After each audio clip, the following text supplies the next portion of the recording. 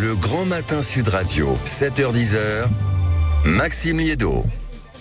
Il est 7h12 sur Sud Radio et en direct à la une, cette question, l'agriculture ne doit être ou n'est-elle en réalité qu'une possibilité de slogan? Bonjour Frédéric Vardon. Bonjour Maxime Liédo. Merci beaucoup d'être avec nous ce matin. Vous êtes chef cuisinier, propriétaire des restaurants Le Café Max et le 39.5 à Paris, habitué bien sûr de cette antenne, de cette antenne puisqu'on vous entend tous les matins, le samedi dans la matinale de Sud Radio le week-end. C'est vrai que dans cette 62e édition du Salon de l'Agriculture, vous, le chef que vous êtes avec la carrière, quel est le rapport que vous entretenez avec l'agriculture française et surtout peut-être le message que vous voulez véhiculer pour nos agriculteurs, pour notre agriculture ce matin? Anniversaire, 62 ans, on va pas dire 62 ans de déclin, mais peut-être une bonne quarantaine d'années quand même. Non mais l'agriculture, la cuisine n'existe pas sans agriculteurs, sans producteurs, sans maraîchers. Donc c'est pas en fin de compte votre question, c'est une évidence, c'est notre culture, parce que dans l'agriculture, il y a culture, et c'est la culture française, c'est la culture gastronomique, c'est la culture de nos terroirs, de nos régions. D'un savoir-faire français aussi. Mais d'un savoir-faire français, enfin le filet de bœuf Wellington et autres n'a pas été inventé au milieu du désert, enfin faut arrêter 2 minutes quoi. En somme, vous dites également, et on vous entend régulièrement sur ce sujet, que les Français aiment certes leurs agriculteurs, mais leurs agricultures, peut-être qu'ils ne la consomment pas véritablement assez. Et les Français, on aime tous nos agriculteurs, notre agriculture, nos paysages. Mais on se rend compte, les études disent que dans le panier moyen, les produits français, parce qu'ils sont un peu plus chers, sont un peu souvent boudés. Alors ils sont un peu plus chers, oui c'est vrai, mais nous avons notre modèle social, nous avons nos normes, nous avons tout ça. C'est sûr qu'une tomate du Maroc qui a traversé en bateau la Méditerranée et qui arrive et qui est très bonne, il y a pas de sujet, ok. Elle coûte moins cher, mais elle coûte moins cher pourquoi? Parce que le pauvre maraîcher du Maroc, je pense que s'il gagne 100 balles par mois, c'est grand max. Donc ce que vous dites aussi quand on vous entend, il y a l'idée que le prix joue de toute façon à la fin sur le porte-monnaie des Français. Qu'est-ce que vous dites par exemple aux auditeurs qui vous entendent ce matin et qui auraient envie de vous répondre oui d'accord, mais moi à la fin peut-être que j'ai un budget très réduit pour faire mes courses, donc c'est pas facile de mettre 7 € supplémentaires, c'est quelques centimes pour une carotte, pour une pomme de terre, pour des champignons frais. Qu'est-ce que vous leur dites? Parce que je leur dis que je suis comme eux, hein. Quand je fais mon marché, je regarde. C'est pas parce que je suis chef cuisinier que je regarde pas.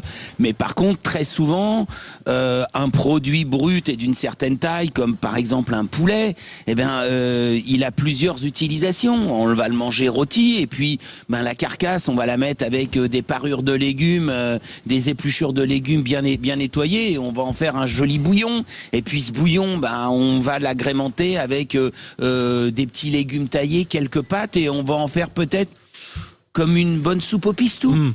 Pourquoi pas? Enfin, il y a un moment donné, il faut aussi cuisiner, parce que c'est vrai que le plat tout fait ou à 50% déjà préparé, il coûte plus cher. C'est vrai que la pâte pour faire sa tarte qui est déjà faite, qu'on n'a plus qu'à étaler, oui, si on regarde le prix au kilo, c'est exorbitant.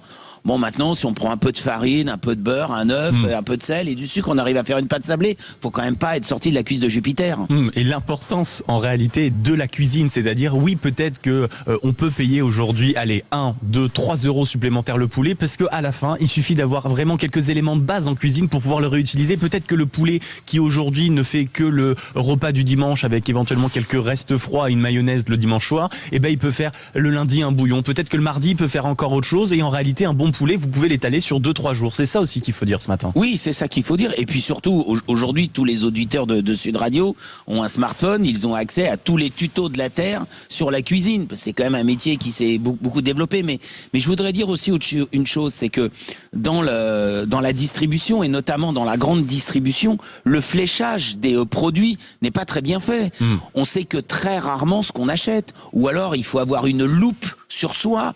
Donc, moi, j'ai pas vu dans les étals qu'on me disait que l'entrecôte qui était là, elle venait du Uruguay. J'ai pas vu que le poulet, c'était marqué poulet d'Ukraine. C'est marqué volaille. C'est marqué importé, UE, mais c'est tout ce que c'est marqué. Et donc, je pense que si le consommateur avait un vrai fléchage et une vraie indication d'où viennent les produits, peut-être que il se dirait non, ça je peux pas faire ça. Bah non, c'est pas possible. Et est-ce qu'il n'y a pas aussi, c'est un sujet qu'on abordera à 8h15 parce que notre invité sera la ministre de l'Agriculture en direct sur ce stand et naturellement vous pourrez lui poser toutes vos questions. Il y a une question, est-ce qu'il n'y a pas une sorte comme ça de schizophrénie française? C'est-à-dire que vous l'avez dit dès le début de notre conversation, oui, les agriculteurs et les Français globalement soutiennent nos agriculteurs, mais quand il y a un projet à côté de chez eux, ils la veulent pas. La ferme de saumon actuellement en Gironde, on manifeste contre. L'agrandissement du poulailler à côté de chez nous, on manifeste contre. Que ce soit par exemple la ferme de 2100 bovins du côté du Limousin, on manifeste contre. Les méga-bassines, on manifeste contre. On doit, de toute façon, on doit réformer notre pays et nous sommes un pays de bocage. Nous ne sommes pas un pays de grande plaine où on peut avoir 10, 15, 20 000 hectares pour une ferme. Ça, c'est pas possible. Mais si on veut rester compétitif, il va falloir qu'on produise. Enfin, on a quand même perdu. Je vous rappelle quand même que nous étions autonomes dans la filière avicole.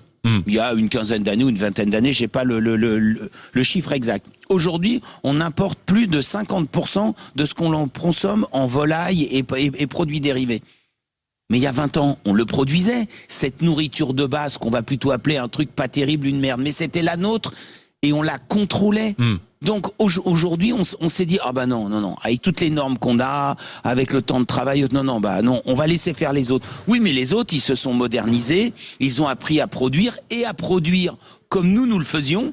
Eh bien maintenant, on a laissé faire aux autres et maintenant, notre balance commerciale, elle est déficitaire. Je rappelle quand même que Charles de Gaulle avait dit, c'est difficile de gouverner un pays aux 250 fromages, sorte de fromage, pardon. Aujourd'hui, on en importe combien de fromages?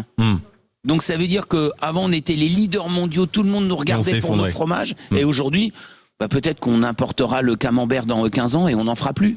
Sur cette question précisément de la puissance agricole que l'on pouvait être, une partie de votre carrière, vous l'avez passé à voyager à travers le monde pour un grand chef qui s'appelle toujours Alain Ducasse. Et vous constatez déjà, il y a 10 ans, on a l'occasion d'en parler régulièrement ensemble, la façon dont une partie du monde se transformait en petite usine agricole, absolument partout où vous voyagez, tandis que la France se reposait sur ce laurier. Bien sûr, lorsque vous mangez un agneau de lait de l'Oregon, il est très très bon, faut pas croire que c'est mauvais, c'est pas vrai.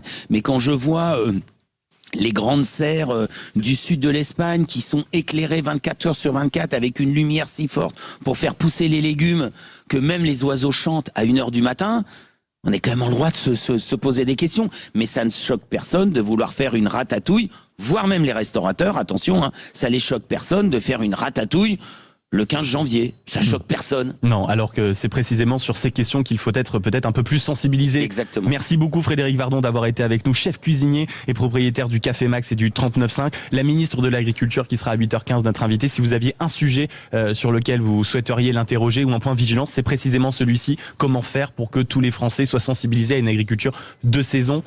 Oui, sensibiliser à une agriculture de saison et sensibiliser au fait que, effectivement, le prix est une chose, mais le prix de son indépendance alimentaire et de la préservation de ses territoires, ça doit être une cause nationale. On envoie de l'argent partout dans le monde pour aider les uns et les autres.